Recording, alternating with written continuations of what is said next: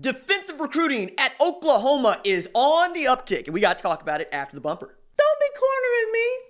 Hold up. Time. You gotta help me with that corner shit.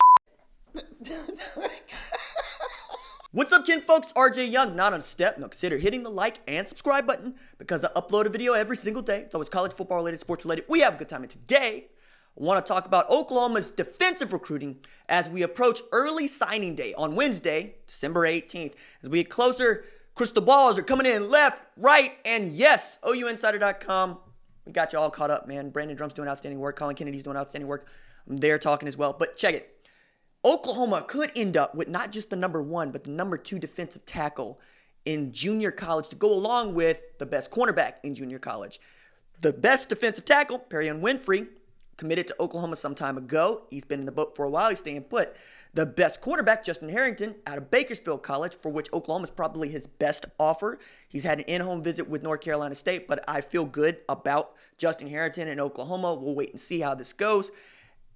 I think he's having a little fun. I don't blame him. I'll talk with my buddy who's from Bakersfield. He's spit really great things about Bakersfield Community College and how it has basically transformed itself into a really big deal. And they get people to show up to not just football games, but they enjoy showing up to football games. I got to tell you, that's a really hard thing to do in junior college. And then Josh Ellison, the guy I want to spend the most time talking about here in this segment. That dude is a monster, all right? So, I remember him coming out of A&M Consolidated, and I think as a senior, he had 121 tackles and 25 for tackles for loss. He was unblockable.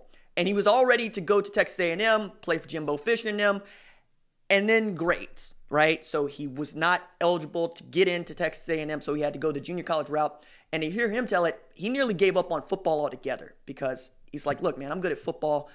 Maybe school is not just what I'm supposed to do, so I'm going to get a job and I'm going to go about life. Well, coach at Blinn College said, I really wish you wouldn't do that because if you come through here, we can help you get your grades right and we can help you get back to where you should be, which is Power 5 blue chip football, because he was a blue chip recruit coming out of high school at A&M Consolidated. I think he was even an ESPN top 300 recruit, and at 285 and 6'4". Put it this way, he does not have the stats at Blinn College that you would expect. I think he's got 29 tackles and 1 sack. But that's because they simply do not run plays to his side of the line of scrimmage. And that's because he's played he's played tackle. They try to put him in position to where he can affect the game more often.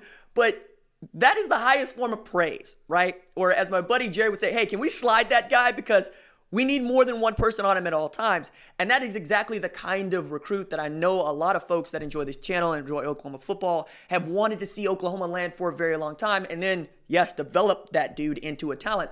But now that you know that you're losing guys like Neville Gallimore and Dylan Famatau and, yes, Marquise Overton, you're going to need straight up help at your defensive tackle and nose guard positions. And while I expect guys like Marcus Hicks to be really good next year to go along with Marcus Stripling and a couple of other fellas that I think can absolutely come in there and help you out, but also lead you. LaRon Stokes doing an outstanding job this year. Might be the best newcomer of the year for Oklahoma.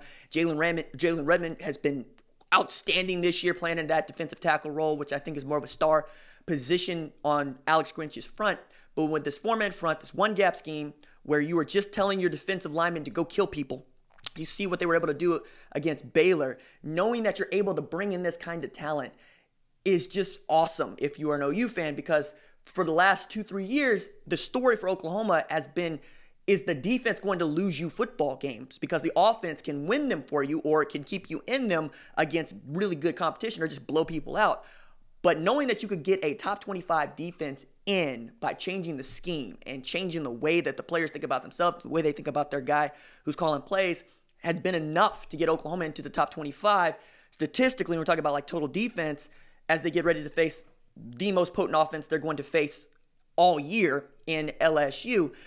But again, getting into early signing day, and one of the questions that I had about Grinch when he got the job was, could he recruit? I even asked Mike Leach about this. He's like, you never really know until you get a guy in there. But what we do know about Alex Grinch is whomever he gets in is going to be developed. I go back to his days at Washington State when Hercules Mataafa came through, and that guy was all a 6'2", 250, right? Which is basically 20 pounds lighter than Jalen Redmond and about 2 inches shorter. And he turned him into an all-American defensive tackle, All right. Guy was just a monster with the slides that they used, with the different looks that they gave, and with his real emphasis on get off the ball, get in the backfield, get your tackles for loss, because Grinch will tell you, and anybody who's listening, he is a tackles for loss just maniac. That is the stat that drives him the most outside of turnovers, right? And turnovers, we get some of that's in your control, some of it's not. But tackles for loss is, can you get in the backfield? Can you put people on the ground? And next year when you're going to probably lose, me thinking out loud, Kenneth Murray Jr., and you're going to ask guys like Deshaun White to step up and take that leadership position at that Mike linebacker position, see who's going to step up next to him. Maybe it's Levi Draper. Maybe it's Caleb Kelly. Most people would think it's Caleb Kelly, but we'll wait and see. I'm excited about these guys. I'm excited about Josh Ellison and Perrion Winfrey and even Justin Harrington. I know that we're going to have to all wait and see on Josh Eaton, who's going to take some more visits, probably going to take his all the way up to February and National Signing Day. But as we get closer to early signing day and we get to shore up this 2020 class, it is rounding out into outstanding shape, to say nothing of Chandler Morris maybe joining this class, and all of a sudden you go from maybe a top 8 class to maybe you sneak in the top 6, right? And I've said before, you want to know who's going to win college football playoffs, you want to know who's going to get into the national championship game, take a look at the 247 team composite recruiting rankings 3 years ago, and every 3 years from there, right? And you'll see, oh, those guys developed into outstanding monsters, which is why we can look at Texas and go, what are you doing? Because each year you've had like a top 3 class and you do diddly squat. And so when you're talking about Oklahoma, now you're talking about developing defensive talent to go along with developing offensive talent, and that is how you get to beating, you hope, teams like LSU, Clemson, Ohio State, the class of college football. That's where you want to be. LSU did that, beat Alabama, beat Georgia, beat Florida, beat Texas. I understand a lot of people don't necessarily think a lot of Texas, but I think, hell, like the top of the SEC is still really, really good. Ohio State ran roughshod over people because Larry Johnson Sr. is able to develop guys like Chase Young and Sax Harrison, and they'll go kill people. Perhaps the same thing is going on at Oklahoma right now.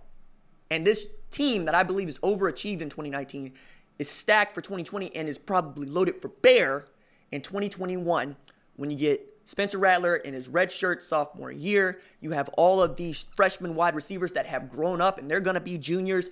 You're going to be stout in the backfield with guys like Marcus Major. You're going to be outstanding defensively with guys like Brendan Walker and these JUCOs that I've been talking about. It could be fun at Oklahoma. You could be leading to something really outstanding in Oklahoma. This is a good time to be all in on recruiting. All right, that's it for me. Deuces.